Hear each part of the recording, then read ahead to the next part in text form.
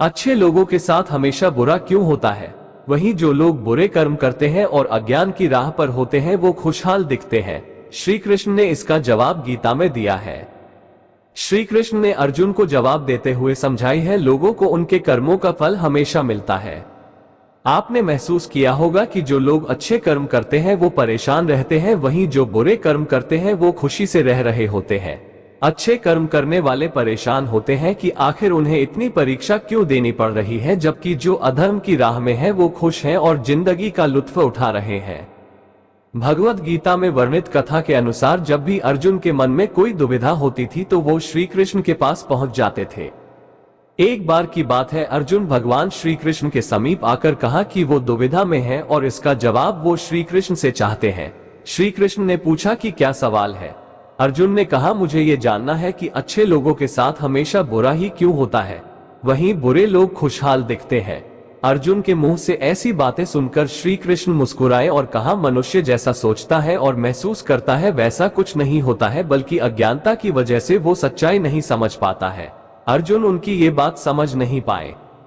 श्री कृष्ण ने अर्जुन से कहा, पार्थ मैं तुम्हें एक कथा सुनाता हूँ, उसे सुनकर तुम समझ जाओगे कि हर प्राणी को उसके कर्म के हिसाब से ही फल मिलता है। प्रकृति हर किसी को अपनी राह चुनने का मौका देती है। अब वो मनुष्य की इच्छा पर निर्भर करता है कि उसे धर्म की राह चुननी है या अधर्म की। कथा शुरू करते हुए श्री कृष्ण ने कहा, एक नगर में दो पुरुष रहा करते थे। एक पुरुष व्यापारी था जिसके जीवन में धर्म की बहुत महत्ता थी। वो पूजा पाठ में यकीन रखता था। वो हर रोज मंदिर जाता था और दान धर्म भी करता था और हर रोज भगवान की पूजा करता था। वहीं दूसरा पुरुष बिल्कुल विपरीत था। वो हर रोज मंदिर तो जाता था लेकिन पूजा करने नहीं, बल्कि मंदिर के बाहर से जूते चप्पल चुराने। उसे दान और धर्म से कोई लेना देना नहीं था।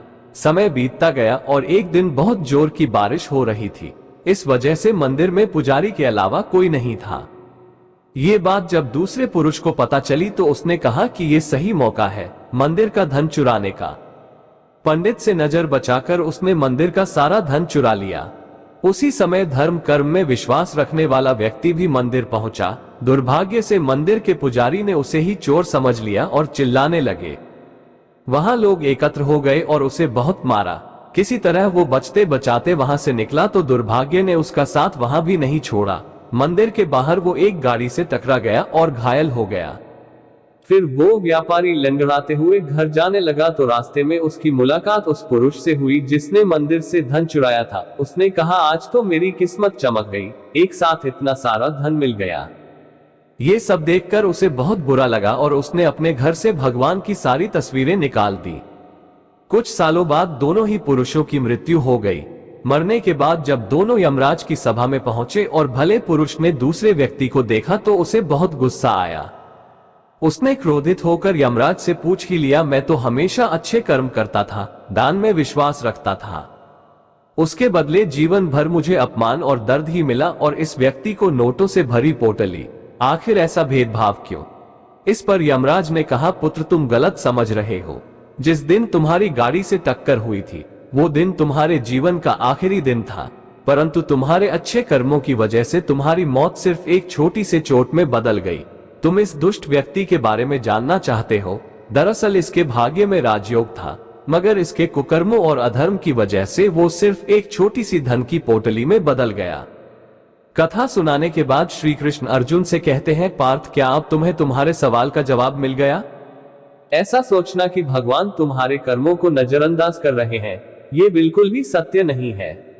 भगवान हमें कब क्या किस रूप में दे रहा है मनुष्य को समझ में नहीं आता है, मगर आप अच्छे कर्म करते रहें तो भगवान की कृपा हमेशा बनी रहती है। इसलिए अपने अच्छे कर्मों को बदलना नहीं चाहिए, क्योंकि उसका फल हमें इसी जीवन में मिलता है।